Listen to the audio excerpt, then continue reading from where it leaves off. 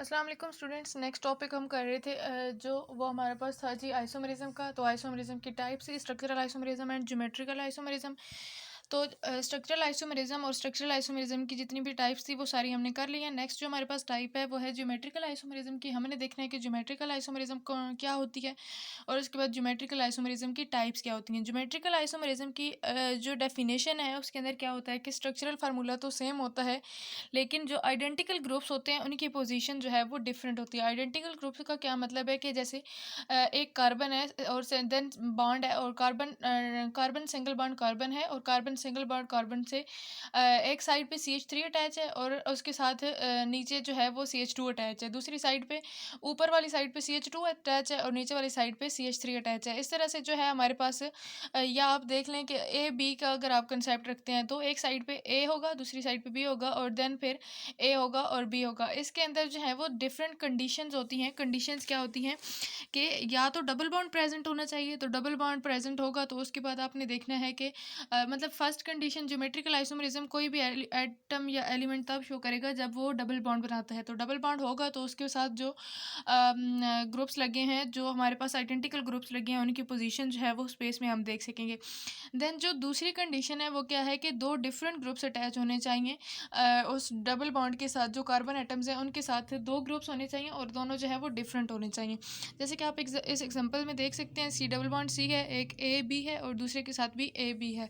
एक कार्बन के साथ भी डिफरेंट ग्रुप्स हैं और सेकंड के साथ भी डिफरेंट ग्रुप्स हैं। कार्बन के साथ दोनों A नहीं हो सकते, एक A होगा और दूसरा B होगा, दोनों ग्रुप्स आइडेंटिकल नहीं हो सकते।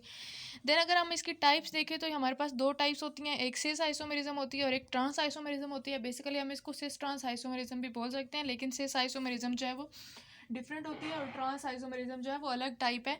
उसमें हम जो है देखते हैं कि जो ग्रुप्स हैं वो अपोजिट साइड में प्रेजेंट होते हैं और सिस से आप ये वर्ड याद रख सकते हैं कि सिमिलर ग्रुप्स हैं जो वो एक साइड पे प्रेजेंट होंगे। सिमिलर ग्रुप्स एक साइड पे कैसे प्रेजेंट होंगे, आप अगर देखें तो मतलब ऊपर वाली साइड पे अगर आप C डबल बॉन्ड C लेते हैं तो उसके साथ एक साइड पे A लगाया है, सेकंड नीचे आपने B लगाया है।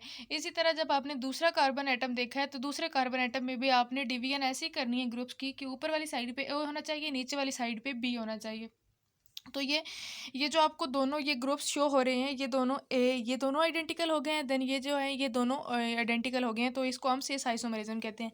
इसकी एग्जांपल पहले तो ये A B इसकी स्टैंडर्ड फॉर्म से शो कर रहे थे। देन जब इन्होंने एग्जांपल दिया है तो C double bond C CH3 और CH3 ये दोनों आइडेंटिकल हो गए हैं। देन इसके साथ H लगा दिया तो ये नीचे वाले दोनों आइडेंटिकल हो गए हैं। तो इसका क्या मतलब है कि जो फंक्शनल ग्रुप है और वो क्या हो गए हैं जी, हमारे पास डबल बॉन्ड के दोनों सेम साइड पे जो है वो सेम होते हैं। ऐसे नहीं होता कि अपोजिट साइड पे देखें तो वो मैच कर रहे हो, लेकिन जो सेम साइड पे होते हैं वो मैच कर रहे होते हैं, तो इस वजह से इसे सिस आइसोमेरिज्म कहते हैं।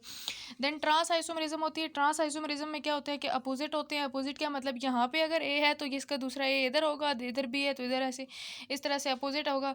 अभी आप देख लें कि ये जो ऐसे वाला एंगल है ना, ये मैच कर रहा होगा CH3 then H and H। तो ये हमारे पास ट्रांस आइसोमेरिज्म की जो है वो एग्जाम्पल होगी और ये पूरा ज्योमेट्रिकल आइसोमेरिज्म का टॉपिक था हमारा।